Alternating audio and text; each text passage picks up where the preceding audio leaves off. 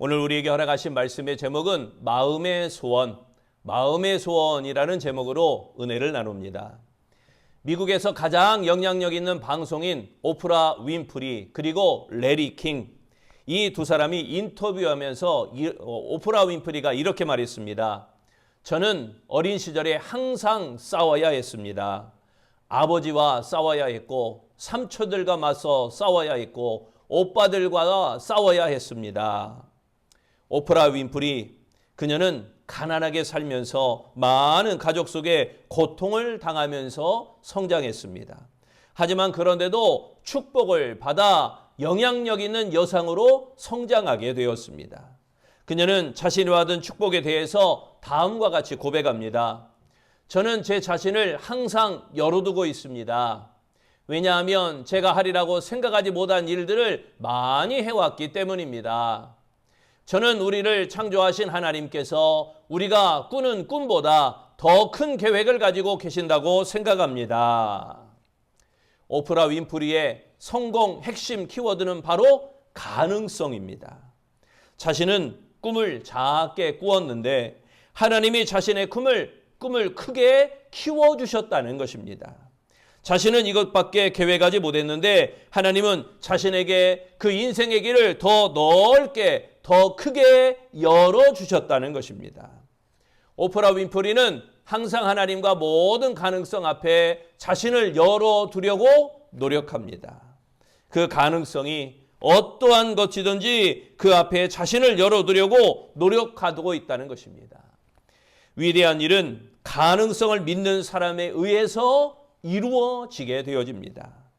미국의 여류 시인 에밀리 디킨슨이 이런 말을 했습니다. 나는 가능성 속에서 살아갑니다. 그것이 제가 삶을 사는 방식입니다. 여러분, 가능성 속에서 살려고 노력하면서 앞으로 일어날 어떤 가능성도 받아들일 준비가 되어 있어야 할 것입니다. 우리에게는 수많은 가능성이 있습니다. 이 가능성은 소원으로 나타나게 되어집니다. 그런데 가능성이 무너지는 순간이 불평하여 시기심으로 질투할 때 그 가능성이 무너지는 것입니다. 남이 잘 되는 것, 남이 잘 사는 것, 그런 거 못 봐주는 것은 자존감이 낮다라고 하는 증거일 것입니다. 또 열등감에 붙잡히게 되면 알게 모르게 불평이 쏟아지게 됩니다. 시기심이 가득하여 나도 성공하지 못했으니 너도 성공하면 안 된다라고 말을 합니다. 나도 실패했는데 너는 더 큰 실패를 해야 한다라는 이 이상한 보상 심리를 작용하게 됩니다. 소원에는 이루어질 수 있는 소원도 있고 이루어질 수 없는 소원도 있습니다. 그 사람을 알려면 소원을 알아야 합니다. 소원이 그의 모습이기 때문입니다. 가치관과 세계관, 그의 인격이 그 소원 안에 다 들어 있습니다. 곧 소원을 말한다는 것은 자신이 어떤 사람인지 말하는 것과 같은 것입니다. 그러므로 불순한 소원이 아니라 바른 소원, 올바른 소원을 가져야 합니다. 소원은 말이 아니라 행동으로 증명됩니다. 바른 소원은 욕심이 아니라 성장의 씨앗이 되어집니다. 우리가 봉독한 본문 시편 37편은 다윗이 노인이 되어 인생을 돌아보며 백성들에게 교훈한 지혜 시입니다. 가장 처절하고 어려운 환경에 있을 때 다윗은 믿음을 가지고 하나님을 의지했습니다. 그러할 때 하나님은 그에게 은총을 베푸셨습니다. 다윗이 양치는 목동에서 이스라엘이 왕이 되도록 소원을 이루어진 것입니다. 다윗이 여호와를 바라볼 때 그의 소원이 이루어진 것입니다. 여러분, 여호와의 뜻대로 살기만 하면 가장 적절한 때에 하나님께서 소원을 이루어 주시는 줄로 믿습니다. 이 소원을 품고 간절히 기도하면 가장 좋은 것으로 이루어 주실 줄로 믿습니다. 소원을 품고 기도하면 내 안에 힘이 깨어납니다. 기도는 외부의 기적을 기다리는 것이 아니라 이 내면의 기적을 일깨우는 행위, 그게 바로 기도인 것입니다. 마음의 소원, 이 마음의 소원은 첫째, 여호와를 의뢰함으로 이루어지게 됩니다. 여러분 잘 아는 나폴레옹이 패망한 워털루 전투라는 게 있습니다. 거기에 대해서 왜 패망했는지 그 이유를 쓰는 빅토르 위고가 이런 기록을 남겼습니다. 격전이 있던 날 아침, 짝달만한 키의 나폴레옹 황제는 싸움이 벌어질 벌판을 바라보며 사령관에게 그날의 작전을 설명하였습니다. 여기에 보병을 배치하고 저기에는 기병을, 그리고 이쪽에는 포병을 배치할 것이요. 날이 저물 때쯤 영국은 프랑스에게 굴복되어 있을 것이며 웰링턴은 나폴레옹의 포로가 될 것이요. 이 말을 듣던 사령관이 조심스럽게 대답을 합니다.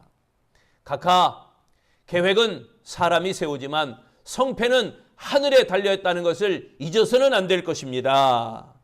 이러한 사령관의 말을 들은 나폴레옹은 짝달만한 몸을 쭉 펴서 키를 쭉 늘이며 자신만만하게 말합니다. 장군은 나폴레옹이 친히 계획을 세웠다는 것과 나폴레옹이 성패를 주장한다는 사실을 명심하길 바라오. 여기에서 빅토르 위고는 이어서 다음과 같이 기록하고 있습니다. 그 순간부터 워털루 전투는 패배한 것이나 다름없었다. 하나님께서 비와 우박을 퍼부었으므로 나폴레옹의 군대는 계획한 작전을 하나도 펼칠 수가 없었다. 그리하여 전투가 벌어진 그날 밤에 나폴레옹은 웰링턴 장군의 포로가 되었고 프랑스는 영국에 굴복하고 말았다. 여러분, 우리는 모든 것을 손아귀에 쥐고 있는 듯 할 때 그렇게 말할 때가 많이 있습니다. 그러나 어느 것 하나 내 마음대로 되는 것이 없음을 날마다 경험하고 있지 않습니까? 완벽한 계획도 하나님이 허락하지 않으시면 전혀 쓸모없는 것입니다.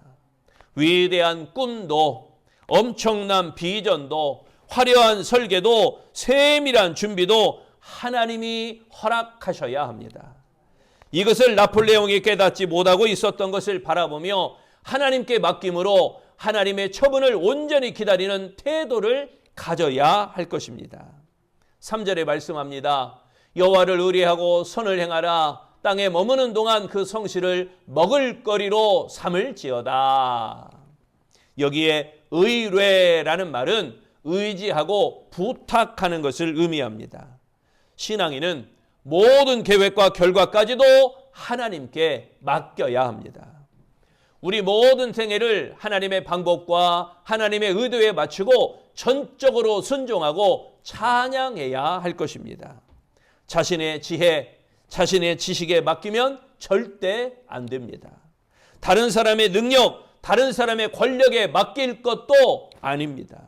여러분, 오직 여호와께 전적으로 맡기시기를 바랍니다. 여호와 하나님은 결코 당신을 의뢰하는 자를 실망하게 하거나 아프게 하지 않으심을 믿으시기를 바랍니다. 여러분, 무엇을 의뢰하고 있습니까? 젊음? 건강? 물질? 아니면 부모, 자식? 또는 직장, 사업, 사람, 권력? 여러분, 그 무엇도 의뢰해서는 안 됩니다. 오로지 여호와만 의뢰하면 반드시 모든 소원을 이루어 주실 줄로 믿습니다. 더 이상 방황하지 마시기 바랍니다. 여호와를 의뢰할 때 그 능력을 맛보게 되어질 것입니다. 부디 여호와를 의뢰함으로 마음의 소원을 이루는 아름다운 성도 되시기를 축원합니다. 두 번째, 마음의 소원은 선을 행함으로 이루어집니다. 영국의 국왕이자 인도 제국의 황제 에드워드 7세가 민정을 시찰하러 나갔습니다. 여러 곳을 다니던 중 날이 어두워지며 궁궐로 돌아가야 할 길도 너무너무 멀었습니다. 그런데 한 농부가 마차를 타고 지나가는 것이 보였습니다. 에드워드는 마차를 세워 사정 이야기를 하고 태워달라고 부탁했습니다.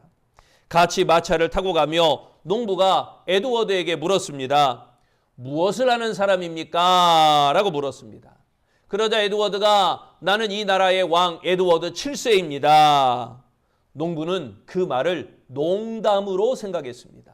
왜냐하면 시차를 나갈 때는 왕이 입는 옷을 입는 게 아니라 아까 보신 그냥 검정 양복, 그냥 평범한 사람이 다니는 정도로 생각했지 이 사람을 누가 왕이라고 생각했겠습니까?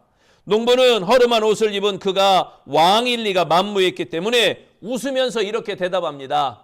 당신이 왕이면 나는 로마 교황입니다. 농담하니까 농담으로 받아친 거예요. 에드워드 7세는 농부들을 바라보면서 재미있다는 듯이 이렇게 생각하며 이렇게 말합니다. 그러면 교황의 소원이 무엇입니까? 농부는 천연덕스럽게 어차피 농담이 시작됐으니 뭐 되지도 않은 일 하면서 이렇게 말하기를 새로운 마차를 갖는 것이 소원입니다. 마차가 궁전에 다다르자 호위병들이 황급히 왕을 모셔갔습니다. 그 순간 깜짝 놀란 농부는 왕에게 사과하려고 했으나 급하게 이루어진 일이라 그냥 돌아오게 되었습니다. 며칠 후 놀라운 일이 벌어졌습니다. 이 농부의 집에 새 마차 한 대와 편지 한 통이 도착했던 것입니다. 그리고 편지에 이렇게 적혀 있었습니다. 로마 교황께 새 마차를 보내드립니다. 국왕 에드워드 7세. 농부는 허름한 사람을 마차에 태워주는 아주 작은 선한 일을 했다가 그 자리에서 농담으로 건넨 새로운 마차를 선물로 받았던 것입니다. 여러분, 여호와를 의뢰하는 사람은 반드시 선을 행하며 살아야 할 것입니다. 본문 3절을 다시 보면요. 여호와를 의뢰하고 선을 행하라. 땅에 머무는 동안 그의 성실을 먹을거리로 삼을지어다. 여기 선을 행하라 라는 것은 여호와를 의뢰하는 외적 열매를 말하고 있습니다. 그러므로 악한 풍조에 휩쓸리지 말고 악으로 악을 갚지 말고 선을 행하여야 할 것입니다. 세상의 관영한 죄악과 악인의 창궐함에 대해서 불평해서도 안 될 것입니다. 악인의 번성은 잠깐 있다가 없어지는 안개처럼 사라질 것이기 때문입니다. 그러므로 신앙인은 욥처럼 참고 인내해야 합니다. 막연히 하나님을 기다리는 것이 아니라 하나님이 기뻐하시는 선을 행하며 기다려야 합니다. 세상에는 자기 욕심만 채우는 이기적인 사람도 많지만 도와주며 사는 사람도 많이 있습니다.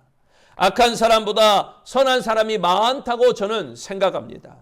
그렇게 선을 행하는 사람이 많을 때 이 세상은 살기 좋은 세상이 된다라고들 이야기합니다.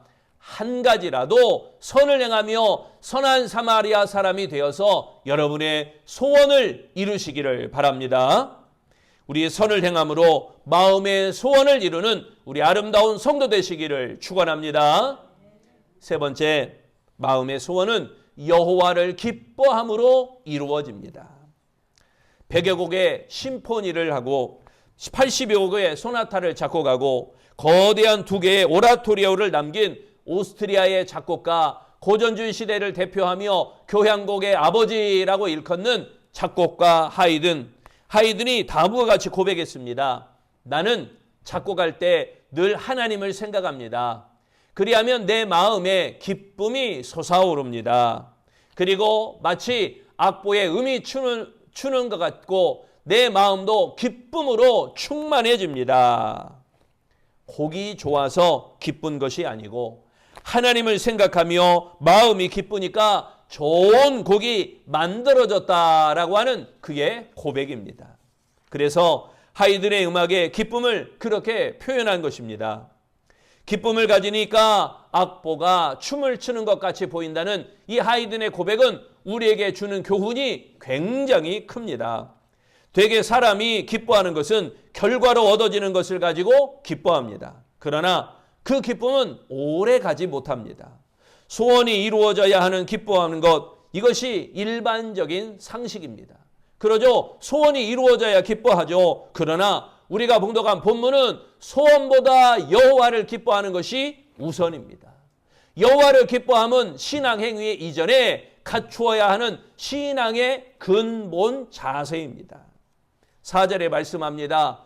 또 여호와를 기뻐하라. 그가 내 마음의 소원을 내게 이루어 주시리로다.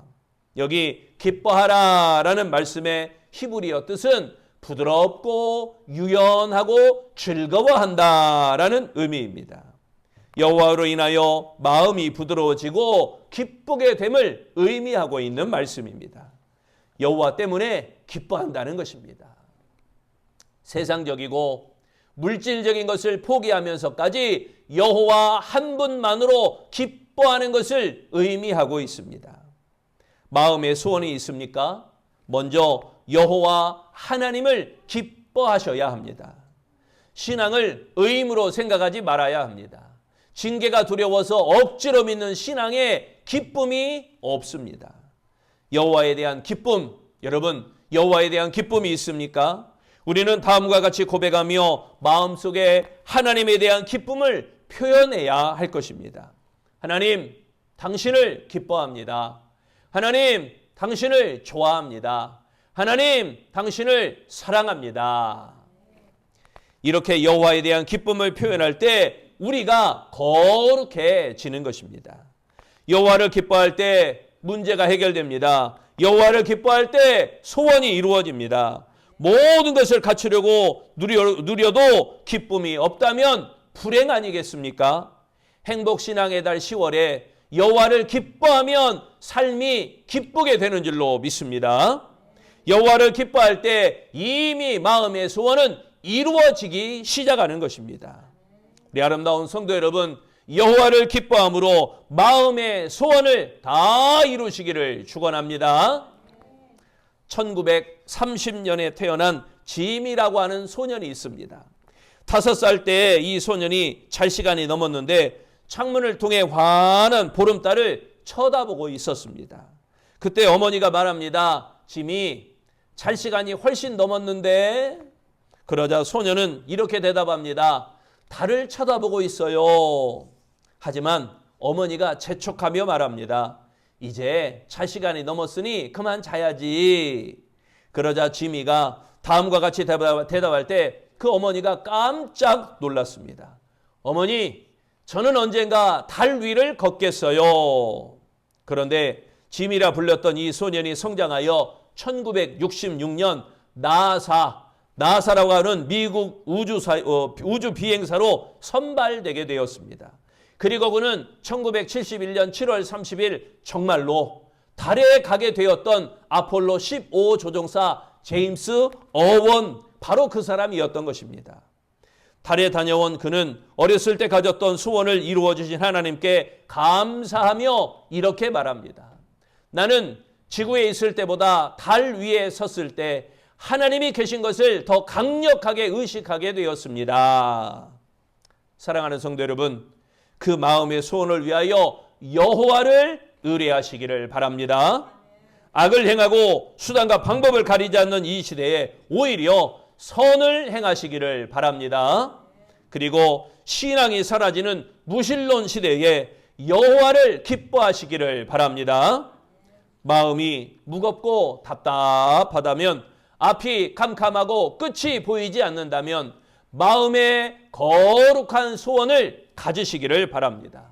그리하여 마음의 소원을 크게 이루는 우리 아름다운 성도 되어지시기를 축원합니다. 기도하겠습니다.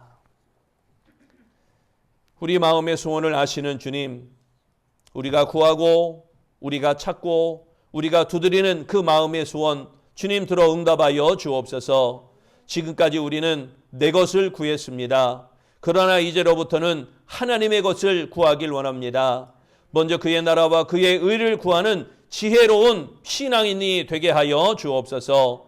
여호와를 의뢰하며 마음의 소원을 이루고, 선을 행하며 마음의 소원을 이루고, 여호와를 기뻐하며 마음의 소원을 이루는 우리 아름다운 성도들이 다 되게 하여 주옵소서. 나의 소원을 이루기 위하여 십자가에 못 박혀 돌아가시며 우리에게 하나님의 자녀라, 하나님의 백성이라, 하나님의 거룩한 성도라 일컫도록 도우시고 인정하시고 축복하시는 예수님 이름으로 기도합니다. 아멘.